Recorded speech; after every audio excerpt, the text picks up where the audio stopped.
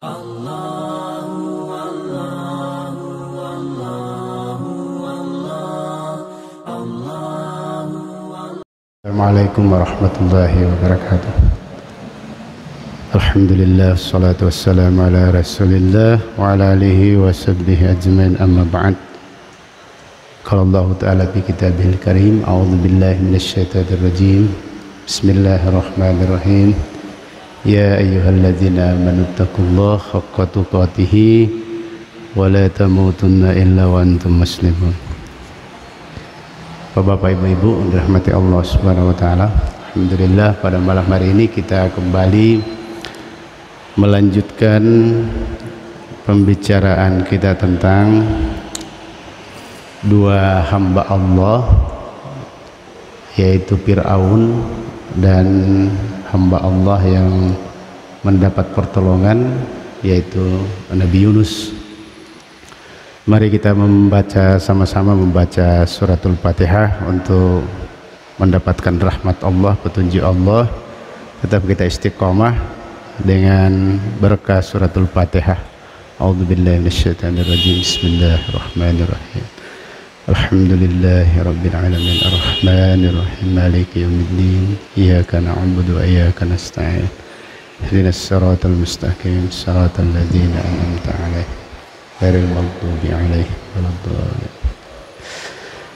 Allahumma shalli ala Muhammad, Allahumma shalli ala Muhammad.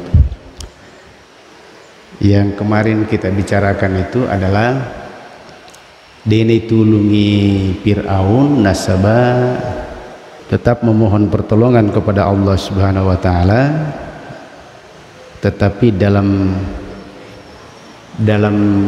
memberikan pernyataannya itu amantu annahu la ilaha illalladzi amanat bihi banu Israil maka dawa ana minal muslimin. Jadi mengaku muto ina ngakui puana Bani Israel. Kemudian dia mengaku bahwa dia juga muslim. Waktu Nabi Allah ibatallah, waktu dia mau ditenggelamkan oleh Allah di saat memburu pasukan Nabi Musa, dia ditenggelamkan. Tapi caranya dia tidak memahami. Sementara Nabi Yunus itu paham betul, pahami makna tentang Allah, sehingga dia la ilaha illa anta subhanaka inni kuntu minadz zalimin. Jadi kesimpulan kemarin kita ambil bahwa huruf yang kita baca harus ada pemahaman, tidak sekedar dibaca. Jadi maka dah kibendiro angkat milu doang pada doanganna, tapi yang satu diterima, yang satu tidak diterima. Sama-sama memohon pertolongan, tapi dia pada diterima karena ada perbedaan. Perbedaan pertama adalah tidak paham apa yang dia ucapkan. Yang kedua, habis sekalian, yang kedua, Nabi Yunus mengucapkan kalimat la ilaha illa anta subhanaka inni kuntu minaz zalimin, sementara Fir'aun mengucapkan amantu annahu la ilaha illalladzi amanat bihi banu Israil. Ya, Fir'aun dia tidak menghadirkan Allah. Nah, di sini Fir'aun tidak menghadirkan Allah sehingga tidak terjadi dialog. Sehingga apa yang terjadi? Dia hanya mabelai, gaibiyah. Dia tidak berdialog dengan Allah, padahal para lulusan ini pertolongannya yang kita butuhkan. Pertolongan ini sudah kita sangat butuhkan karena kita sudah mau tenggelam. Dia naga lepat tulu, dia naga ule, dia naga kekuatan, sama sekali hilang kekuatan itu, tidak ada lagi. Tapi dia gaibiyah, dia tidak berdialog langsung dengan Allah. Apa makadami? Saya percaya annahu la ilaha illa, jangan demiroh percaya maka dega puang illa kecuali alladzi amanat bihi banu Israil. Irupuan dah percaya Bani Israel. berarti Tuhan itu jauh dari dia, tidak dekat dan tidak terjadi interaksi, terjadi interaksi. Jadi seakan-akan ya puang na percaya Fir'aun tidak sama juga kalau tidak ada. Napa kadawa ana minal muslimin, saya juga termasuk orang berserah diri. Tetapi kalau Nabi Yunus, yaitu si Nabi Yunus itu terjadi mukhatab, istilahnya mukhatab, terjadi dialog, mak bicara langsung si bepung Allah Ta'ala. Mana buktinya? Ulama yang memberikan bukti ini bahwa la ilaha illa anta, kata anta itu berarti bicara langsung ki idi ya, atau kamu. Kalau saya bicara dengan salah seorang jamaah tanpa kata idi ya, atau kamu, anta berarti saya berdialog. Kalau saya berdialog berarti lawan bicara saya itu hadir, angkai, hakikatnya ada.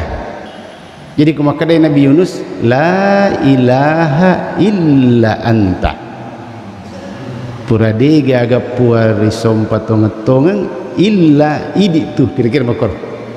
Nah, maka karena dia berdialog maka dia harus ada jawaban. Nah, beda dengan Fir'aun karena dia menunjukkan kepada Bani Israel. Nah, perlukah Allah itu hadir? Ya perlu.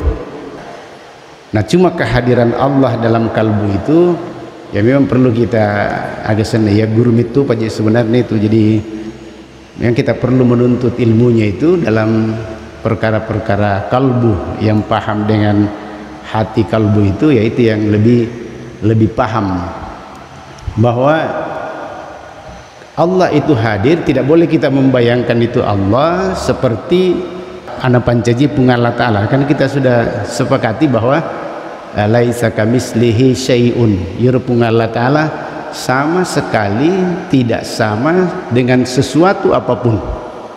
Jadi dena pada.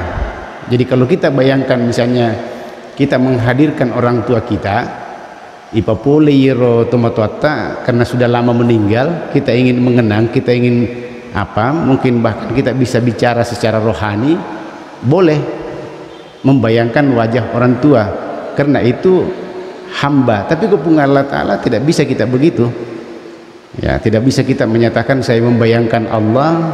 Kapan kita bayangkan Allah? Salah gitu, salah cara memahami pungan Allah Ta'ala.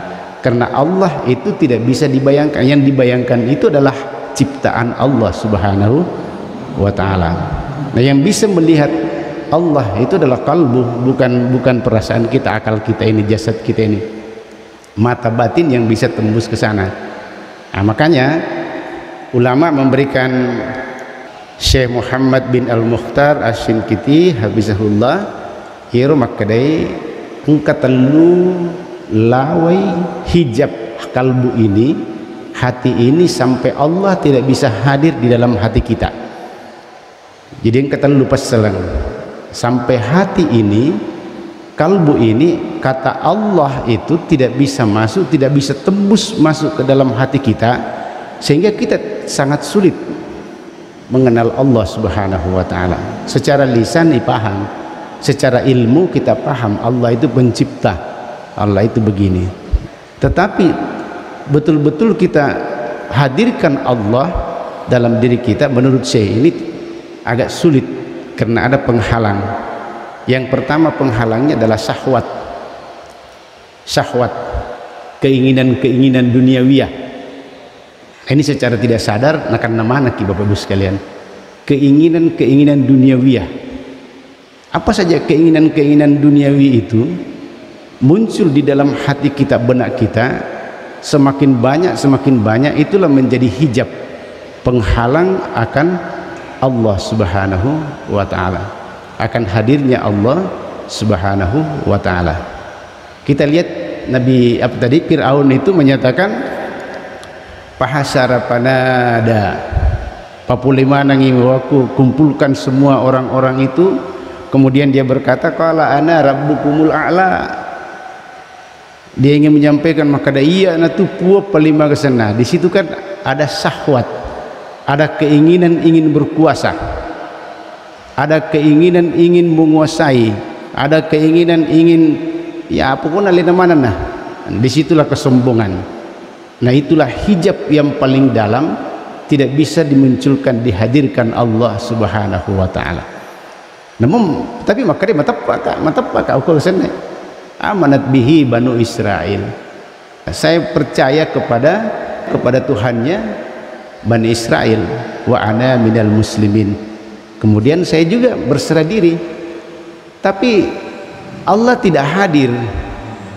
Tidak hadir Allah di situ. Nah ini juga kita mempelajari, bukan masing-masing kita silakan mencari. Kalau syahwat ini kan rasa tualeta pada rasa. Saya juga merasa diri saya.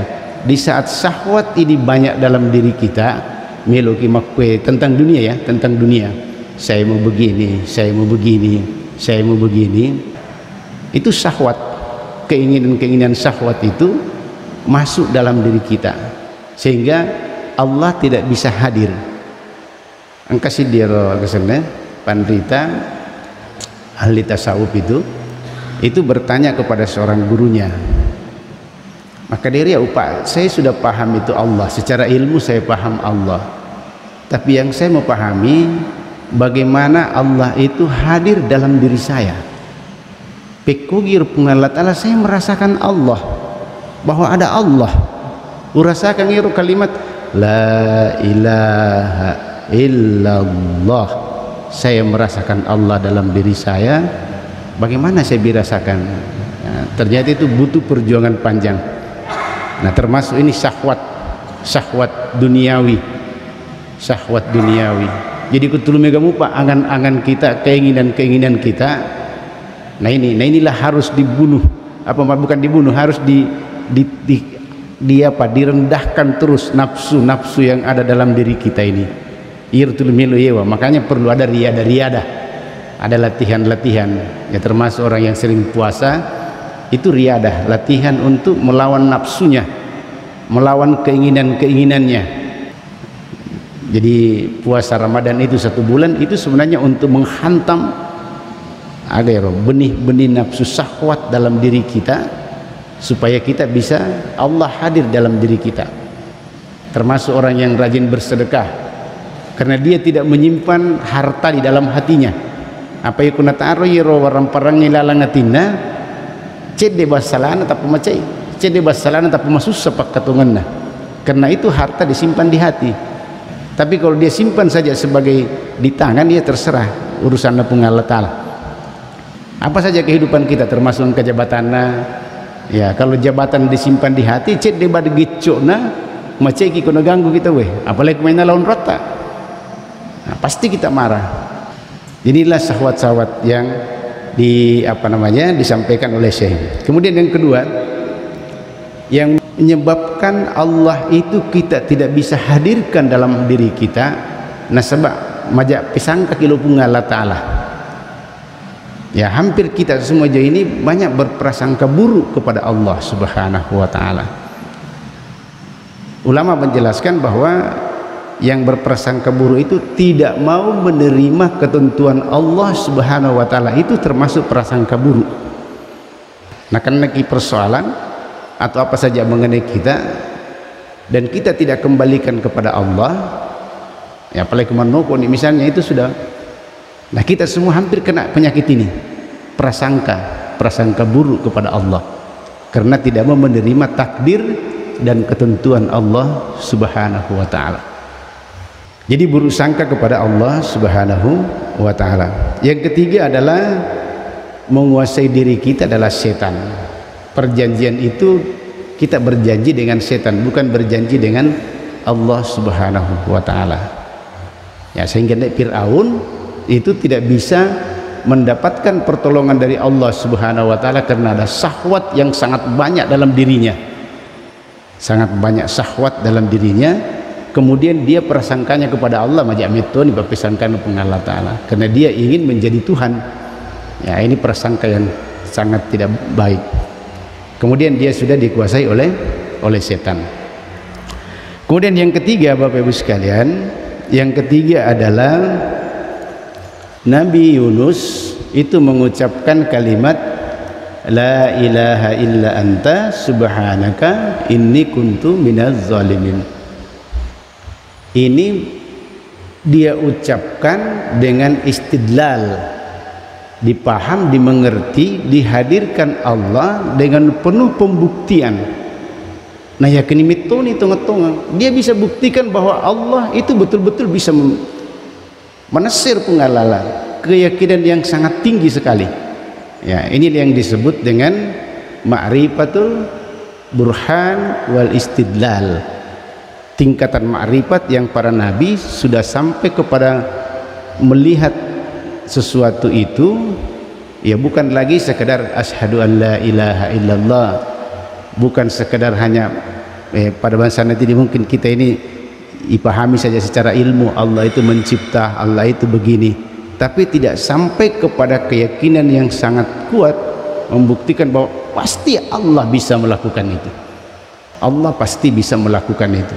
Inilah yang digunakan oleh Nabi Yunus. Jadi kira-kira kami lagi pakai sikirina Nabi Yunus ini untuk memohon pertolongan aja tak boleh selesai pangkat tu biasa rong. Niatnya lain, hanya ingin mendapatkan keuntungan materi duniawi, hanya ingin ya kembali ke syahwat lagi, hanya ingin mendapatkan aga dan sebagainya, itu kembali ke syahwat lagi.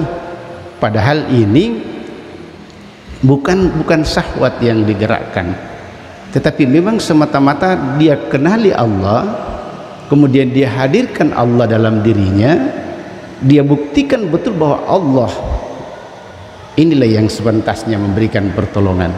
Maka turun pertolongan la ilaha illa anta subhanaka inni kuntu minaz zalimin. Nah sementara Bapak Ibu sekalian, sementara nak Fir'aun itu mengucapkan kalimat ini, ya amantu annahu la ilaha illa alladzi amanat bihi banu Israil, itu diucapkan sebagai taklid, bertaklimi. Ai perlu tuh hati-hati. Naitana mi banu Israil makadang kepuanna na foto di makada upercaya puanna banu Israil. Jadi mungkin juga termasuk sebagian masyarakat kita ini ya ada ikut-ikutan saja. Maka la ilaha illallah ya. Tapi sudah kalau dia sudah ucapkan itu sudah bagus lah. Kalau itu la ilaha illallah diucapkan. Nah sabab kalau na poyer atau makor maka dia sudah keluar dari daerah kemusyrikan. Sudah dia keluar dari daerah agama yang bukan Islam. Sekalipun dia hanya menyatakan la ilaha illallah, apakah persoalan betul nanti tembus di hatinya atau tidak, itu urusan dia dengan Tuhan. Tidak boleh kita menuduh. Maka dia mau bawa mikul la ilaha illallah, tidak boleh. Apa lisek neir wagage dia nirite di, dia nipahangi di. Ya yang menentukan itu adalah orang itu sendiri dengan Tuhannya. Alina tu pasti pernah sepuana. Ya Allah Taala. Entah apakah dia itu hanya main-main atau apa kita tidak tahu. Tapi secara lahiriah napuada ni kada la ilaha illallah, maka dia sudah masuk dalam kategori hamba Allah yang akan diselamatkan di hari kemudian, dan itu sudah akan diampuni dosanya oleh Allah Subhanahu wa taala. Nah, jadi Bapak Ibu sekalian, nah tapi Fir'aun ini bertaklid. Jadi nama kada la ilaha illallah, dia cuma katakan la ilaha illallah alladzi amanat bihi banu Israil. Jadi puan demi Nabi banu Israil ini taklid, bertaklid. Jadi kumikatuki dia diterima bertaklid. Jadi kalau macu-cu bawa kita tidak paham juga ini, kita salat hanya ikut-ikutan, ya mungkin awalnya diterima oleh Allah, tapi setelah itu detona denayanu kepungan Allah Taala. Karena dia hanya ikut-ikutan, tapi awal-awalnya dia merigaga macu-ki, tapi setelah itu ada ilmu kita pelajari, pelajari bagaimana syarat sahnya salat, bagaimana rukun-rukunnya salat, kemudian salat yang khusyuk itu seperti apa, ya mesti makok ya udah tuan cucu maka imur 30 tahu cara mas sempajang, imur tulu pakeleng ada cocok. Mas cocok ni kan cocok ni syarat ustaz. majennena, maka jangan dipakai aku. Saya sudah menutup aurat, tidak bernajis, tidak ada hadas besar, hadas kecil. Sudah saya ambil wudu. Itu saja terus, tapi kita harus tingkatkan kan, alladzina hum fi salatihim khashi'un. Tingkatan salat yang paling tertinggi itu adalah salat yang khusyuk. Khusyuk itu persoalan hati. Jadi masih persoalan hati, menghadirkan Allah dalam salat itu persoalan hati, bukan persoalan ingatan. Jadi kalau kita biasa mengatakan Allahu Akbar megong pengerang, itu tidak ada masalah. Itu karena persoalan akal, persoalan jasadiyah. Tapi persoalan kalbu, air dihadirkan, tembus ke kita kepada Allah itu. Allah menyatakan wala takfu ma laisa laka bihi ilmun. Jadi maka di pengalatan surah Isra ini ayat 36, ajak lalu ku gaga macin rulewi iero sidi pangkauka anu de gaga pak disengen nama de mupahangi pak disengen de pak pangisengen mulokor. Jangan sekedar ikut-ikutan angkana cid derita nama kue atau macoto misalnya. Kita harus ada basic ilmu, minimal kita bertanya kepada orang ahlinya maga je ieu rumah kue. Dan kita juga tidak boleh buruk sangka kepada saudara-saudara kita yang mengamalkan satu amalan tapi makadaki sesat, bid'ah dan sebagainya, ini juga tidak boleh. Pada yang pernah kita ceritakan itu bahwa ada yang bertanya apa itu tasawuf, kita sudah jelaskan ternyata tasawuf itu bukan hal yang tidak bagus, tetapi sebagian orang karena dia namakan adabna tak pernah minta dia tidak paham, tapi beliau itu bicara dia tidak paham yang tasawuf itu bicara, sehingga kada tasawuf itu ahli bid'ah, tasawuf itu tojangan, tasawuf itu siliwali peringgaran. Orang yang belajar tasawuf itu aja maguru tasawuf jangan kumatu aja maguriro, padahal itu adalah bagian dari ajaran-ajaran agama yang sudah dilakukan Nabi dan sebelum Nabi juga sudah dilakukan. Hanya istilah tasawuf tidak ada zaman Nabi, bagaimana itu guys istilahnya, tetapi tidak boleh kita berusangka. Saya juga pernah berusangka bapak sekalian, irfad date itu la ilaha illallah. Itu di Jawa, di Jawa saya lihat itu terutama Jawa Timur, kemudian daerah Banten, karena di situ termasuk di daerah Banjar, karena di situ ada ulama-ulama besar itu. Ya kupur mas sumpah aja tahu itu pasti ada zikir la ilaha illallah, la ilaha illallah. Iya pertama aku kerja jadi pigo tahu ya. Awal-awalnya saya menyanak bid aja ke apa makwe. Memang jadi prasangka begitu. Ternyata saya ya termasuk kira-kira kalau di Makassar di Sulawesi Selatan ada namanya tarekah al-halawatiyah.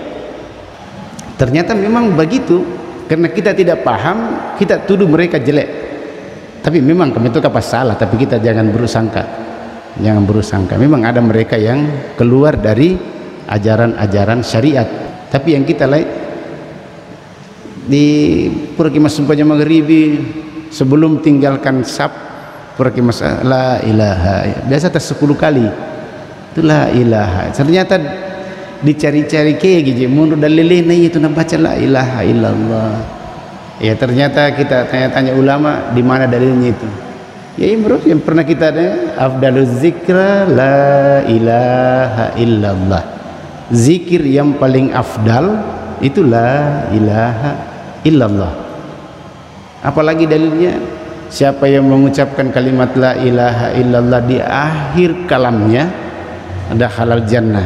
Oh berarti tahu milu mana yang tamas surga, milu mana yang nacepuri decet timuna tamas surga dengan kalimat la ilaha illallah. Anda lagi kami sahabat menyatakan kaifa nujaddidu imanana ya Rasulullah, pikucarani patandri tepat ya Rasulullah. Maka Nabi ta aksiru min qauli la ilaha illallah, pamegai baca kalimat la ilaha illallah. Nah ini kan kita selama ini menganggap orang yang membaca kalimat tahlil itu ya sangi salah. Ternyata mereka berada pada posisi ada syariat yang dia lakukan.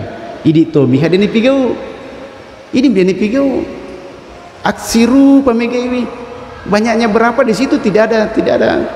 Jadi kalau pamegai berapa saja banyaknya terserah kemampuan kita, berapa banyak kita bisa membaca kalimat la ilaha illallah.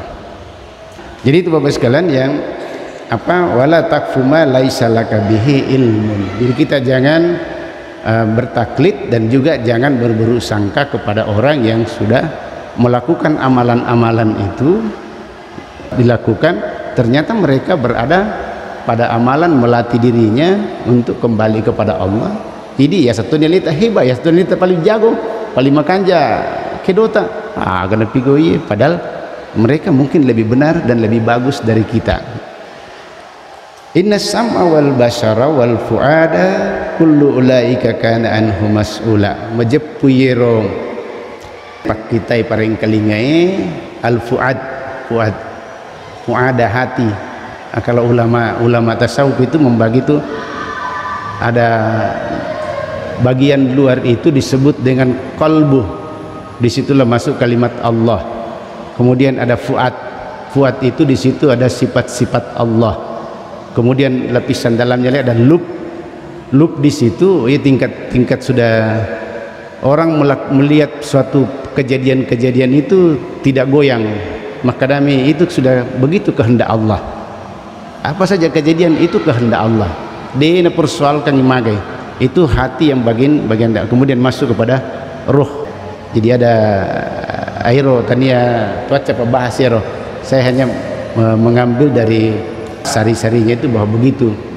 Makanya itu orang yang berzikir la ilaha illallah menurut ahli zikir itu adalah zikir lisan, tapi kata Allah itulah masuk di dalam kalbu, itulah masuk dalam kalbu. Karena tadi yang menghalangi tadi ini ada syahwat. Kullu ulaika kana anhu mas'ula. Maka di situ dia akan diminta pertanyaan. Jadi kemarin berusaha kepada orang, ya itu akan diminta pertanyaan. Ya kena berusaha kita sabar bawan nih belah. Tidak usah kita kayak mujahidin di ruang kesini bahas masalah tasawuf. Ya biarlah, karena kita harus sampaikan, karena ini ajaran agama. Kasih semarifat begitu misalnya, ya mungkin dia tidak paham, tidak sampai pemahamannya ke situ sampai dia melakukan itu. Ya tidak apa-apa. Kemudian yang terakhir Bapak Ibu sekalian, jadi tadi yang istidlal tadi ini Nabi Yunus itu penuh dengan pembuktian, dia tidak taklid. Dan Nabi Yunus juga pembuktiannya itu betul-betul mengakui dirinya. Nah ini perlu ini hadirnya Allah untuk kita memohon satu pertolongan kepada Allah, harus kita jujur. Inni kuntu minaz zalimin. Iya puang, majap putung-atung iya puang. Saya ini orang zalim, majak sifat kira-kira begitulah. Ya kira-kira kemakor. Iya puangi majak sifat puang. Kalau kita ini, iya puangi majak kedoku puang. Ini kuntu minaz zalim, iya puang. Artinya kode ini itu tolong apa dia gagal. Saya ini orang tidak bagus. Lebih makaraki saya ini orang tidak bagus daripada makaraki saya ini orang bagus ya Tuhan. Nah itu sombong. Ya makaraki pun saya ini orang tidak bagus ya Allah. Bantulah saya ya Allah. Dan itu kasih itu malam mama kasih puang, tu majak dia kasih anuku tiap puang. Kira-kira begitulah. Itu kita betul-betul menghadirkan Allah, dan Nabi Yunus ini merendah betul-betul menjadi hina di hadapan Allah Subhanahu wa taala, sehingga hijab itu terbuka, kesombongan itu hilang, kemudian syahwat itu hilang, buruk sangka itu hilang, setan itu hilang, maka nur ilahiyah itu masuk ke dalam diri Nabi Yunus. Jadi kira-kira metoki makoro. Ya, kira-kira kita mau belajar begitu juga. Nur ilahiyah itu masuk ke dalam diri kita dengan penuh pengakuan daripada dia itu tuh hebat, nama kadaki hebat ki, lebih makadaki dia itu hebat. Dia itu tuh jago, nama kadaki jago ki, lebih ke makadaki dia itu tuh jago ya. Ia kasih malam mimpa disengku ya Allahu alam, Allah lah yang maha tinggi ilmunya. Lebih kita begitu daripada kita terlalu sok. Nah itu kan sudah tidak akan dapat pertolongan Allah. Yang terakhir Bapak Ibu sekalian dirahmati Allah Subhanahu wa taala, bahwa Nabi Yunus membaca doa ini itu sebagai ibadah. Nabi Yunus membaca ini sebagai ibadah. Sementara Fir'aun membaca doanya tadi itu sampai wa ana minal muslimin bukan ibadah. Jadi kumasikir kisikir niatkan sebagai ibadah. Buktinya ibadah subhanaka. Jadi kan begitu. Subhanaka inni kuntu minaz zalimin. Subhanaka mapaciki dipuang. Itu ibadahnya. Karena dia paham maka dipuang mapaciki dipuang boleh pada padarna anu tapancajie. Sama sekali bersih suci dari kesamaan apa yang diciptakan Allah. Bersih suci dari kelemahan-kelemahan yang dimiliki. Jadi pokoknya mapacing degaga tidak lemah, tidak kurang, dianggap tidak bisa, itu bersih dari situ. Mape pacingi. Nabi Yunus membersihkan pahamnya bahwa Allah itu adalah bersih dari kesamaan makhluk-makhluknya. Berarti dia ada ibadah. Nah, itu si Fir'aun sama sekali tidak. Fir'aun sama sekali tidak menyatakan bahwa dia adalah ibadah. Tapi agak pada Quran maka dalam Quran kan itu ayatnya itu hatta iza adrakal garak wattu namiloni pa talangiro Fir'aun baru dia menyatakan aman tuh ya matepak kah begitu. Milu menilamu untuk apa? Untuk mendapatkan keselamatan. Assalamualaikum minallah. Bukan mensucikan Allah, bukan bentuk peribadatan kepada Allah. Jadi termasuk di komentar Melotuluk ini juga ada yang sedikit saya kepada kita semua. Ya kuira makan masum pajaduha ki supaya min dalle ta ai ta pajibani masum pajaduha. Karena kita bukan beribadah kepada Allah. Karena hanya Anda ingin mendapatkan syahwat, ini mendapatkan materi, tidak usah kita kaitkan ke sana. Misalnya saya harus baca surah Al-Waqiah setiap malam Rabu, baca supaya matan marjing pengelatalan papi dan lekika, tidak usah, itu tidak dapat apa-apa itu. Atau saya banyak bersalawat, saya baca salawat Nabi 100.000 kali supaya bisa saya dapatkan dunia begini, itu tidak bisa. Kalau saya tidak begitu. Jadi ya masuk pada dua bawah di persoalan Allah mau kasih kita, mau lindungi kita, apa itu ibadah kita. Zikir la ilaha illa anta subhanaka inni kuntu minaz zalimin, ya terserah Allah. Agak lo napungan latar nagorek kita baca salawat sampai 1000 kali, kan kira-kira baca salawat pas 1 kali duduk 1000 kali di antara kita ini. Ya, nanti kita minggu depan insyaallah kita bahas tentang salawat. Nah, kita juga ini besok tuh kena podate bida-bida tentang salawat, dan ternyata kita tidak paham apa itu salawat Nabi Muhammad sallallahu alaihi wasallam, yaitu ma'rifatun Nabi, ya, memahami Nabi Muhammad sallallahu alaihi wasallam. Jadi megasan lagi nute banyak sekali kita ini perlu kita haji. Oleh karena itu mari kita ikuti cara Nabi Yunus itu membaca subhanaka inni kuntu minaz zalimin itu sebagai ibadah. Nah, sebagai ibadah sehingga dia tidak lagi dipandang oleh Allah untuk mengikuti syahwatnya, untuk keinginan-keinginannya, tapi semata-mata ada mengakui bahwa Allah lah yang hak untuk disembah. Ini kira-kira Bapak sekalian, semoga Allah Subhanahu wa taala memberikan petunjuk kepada kita, hidayah kepada kita bahwa dua atana pungal ta'ala, satu ditolak doanya, satu diterima doanya.